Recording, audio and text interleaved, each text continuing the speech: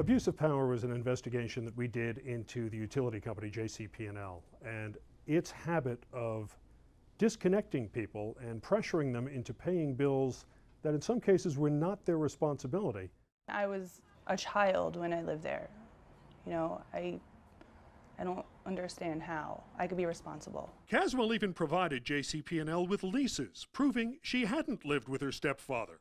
But it wasn't until we called on her behalf that the company agreed to drop those charges. In fact, Kane in Your Corner has found since 2015, dozens of people have complained to the State Board of Public Utilities that JCP&L transferred other people's bills to their accounts, often providing little or no explanation and threatening to cut off service if they didn't pay. They had me cornered in every way.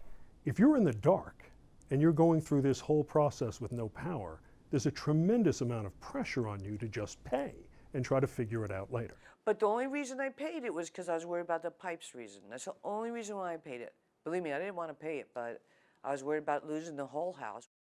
We had gotten complaints about this on and off over the years. JCP&L would frequently say, we can't really talk about the specifics of this case, but there's more to this than you know. That customer's not necessarily telling you the whole story. But then the more and more we saw, it starts to make you think that maybe there's more to this, maybe this is a pattern. But I wasn't even on that bill, and she's like, but you lived in the house, you benefited from the service, you are responsible. You're responsible now for the bill because we deem that you lived there and you benefited from electricity there. You know, they got $7,000 out of me, but they never told me why. So we put in all these open records requests, trying to find various people who had complained, hoping that we could find a good person to use to tell the story. And we had this long negotiation with the Board of Public Utilities to try to get the records we wanted.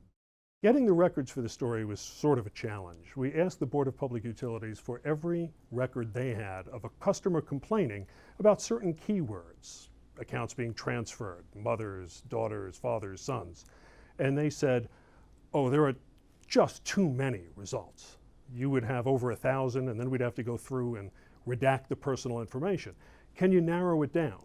Well, we'd like to be helpful. The problem is we didn't know how many cases we were looking for. They'd say, well, could you give us something where it would only be maybe 20 results?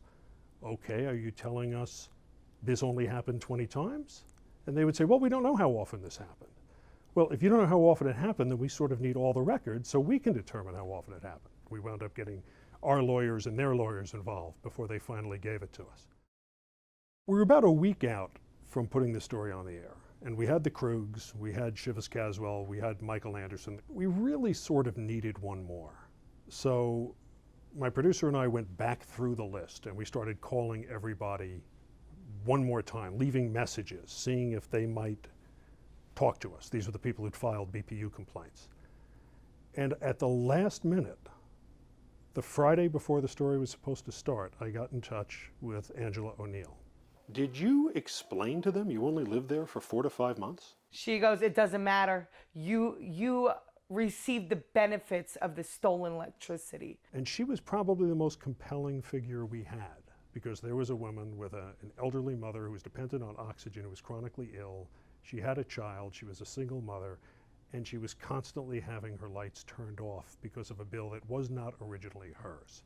You're coming after a single mother who's trying to take care of her mother, who just lost her father and has a 5-year-old, and you're coming after me like I've got all this money. It's horrible. So sometimes you just keep trying until you get that person. And in that case, it literally happened a day or two before the story was ready to hit the air. My dad used to always say, what's done in the dark comes to light.